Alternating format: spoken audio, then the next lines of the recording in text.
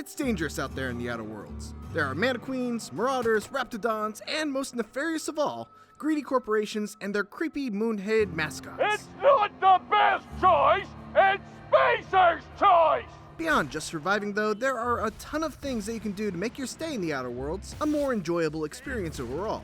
So with that said, here are 13 tips to survive in the Outer Worlds. Just like that. At the beginning of the game, you're able to build your character and set the stats however you like. But hey, people change their minds. Maybe you're curious as to what life would be like if smacking things with a weaponized lacrosse stick was your main way to solve problems. You can respec your character by heading into your ship, climbing the ladder in the engineering bay, and using the vocational competence respecification machine. You won't be able to adjust your core attributes or your aptitude, but you'll reset all of your skills and perks, allowing you to rebuild them as you see fit. Fast traveling is as simple as bringing up your map and selecting a location that you've already been to in order to immediately teleport there, like Goku's instant transmission. But there are a few restrictions. You can't fast travel when close to enemies, and you can't fast travel when you're over encumbered. The second restriction can actually be removed with a specific perk, which is very helpful for the compulsive looters out there who can't help but steal and loot everything they come across. Sometimes the best tips are ones that simply save you time. Rather than spend a ton of time searching through a massive inventory looking for stuff to break down or sell, simply mark things you don't want as you pick them up as junk with the press of a button. Then when you're at the vendor, you can simply hold down a button to sell all of your junk at once. This tip may not be for everyone, as you may prefer to have your UI clean, but if you'd like to have a constant reminder of what your active quest is, you can actually set that in the options menu under the UI tab and switch quest updates to on instead of timed fade. With a game like Outer Worlds where you're constantly picking up new quests, it can be helpful to know where the quest marker in your compass is leading you. This is one of the most important tips when it comes to making sure your character stays ahead of the difficulty curve when it comes to the Outer Worlds. Tinkering your weapon basically allows you to continuously upgrade the stats of a piece of gear until it's either up to 5 levels above your current level, or you run out of money. Adding mods will allow you to do things like switch up a weapon's damage type, add a scope, add to your carrying capacity, and more. Don't be stingy when it comes to mods. You'll get a ton of them over the course of the game, and if they're not being used, they're just taking up valuable storage space. One of the biggest mistakes you can make in the Outer Worlds is not talking to seemingly every random person in town. For one, just about every character in the Outer Worlds has relatively deep dialogue options that allow you to learn not only more about them, but also about the general state of the town that they're in. But more important than that, many NPCs will offer you side quests, and if you don't do side quests, you'll probably find yourself woefully underleveled in the later part of the main quest. Plus, you're missing out on some of the best content of the game. Obviously, you want to prioritize yourself, but don't immediately junk lower level weapons without checking to see if any of your party members might benefit from them. Just like that.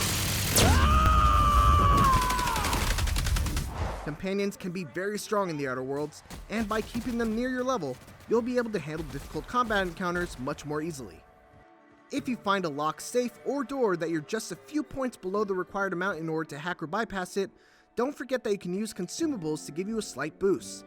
These bonuses don't stack, however, so you won't be able to just chug a bunch of caffeine and all of a sudden be able to hack your way into the Outer Worlds equivalent of Fort Knox. Still, you should always look to keep a healthy supply of Consumables for this reason.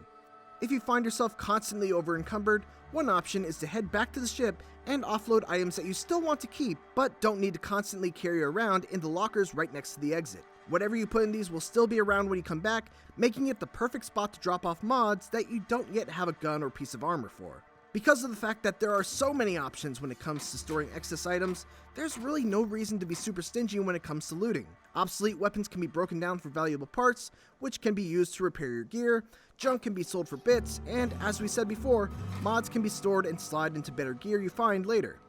One of the things that the Outer Worlds isn't very good at communicating is the advantages and disadvantages of using different damage types. The 5 damage types are Physical, Plasma, Corrosion, Shock, and N-Ray. Physical is weak against armor, plasma weapons can be charged, are good against humans, but weak against creatures like mantisaurs. Corrosion is good against armor and automechanicals. Shock is also good against automechanicals. And N-Ray is a radiation type of damage that bypasses armor, is weak against inorganic enemies, and can cause enemies to emit AoE damage around them when they get hit. Tactical Time Dilation, or TTD, allows you to slow down time temporarily to assist in aiming and strategic planning. A couple of things to note. You actually spend very little TTD energy if you stand completely still. So if you just need to slow things down and think, make sure not to move in order to maximize your slow-mo time. Also, aiming at specific body parts will cause different effects and debuffs. If you have a tough melee-focused enemy, shoot their legs to cripple them and then take them out from far. Enemies can also be blinded with a single shot to the head, so it can often be beneficial to slow down time and pop a single shot into a couple of enemies and make sure they're all blind before focusing them down. And finally, adjust the difficulty. This goes both ways. The Outer Worlds is one of those games where if you spend a lot of time beating side quests, exploring off the beaten path, and chatting with a ton of different people, you'll probably find yourself over-leveled pretty quickly. On the other side of that, if you blaze through the main quest, you might run into situations where the enemies might be super tanky and difficult. Whatever the case is, difficulty can be changed on the fly, so adjust as you see fit, and you'll have a much better time. And those are our tips. Thanks for watching, and for more of the Outer Worlds, make sure to check out our review along with the first minutes of the game. And for everything else, keep it here on IGN.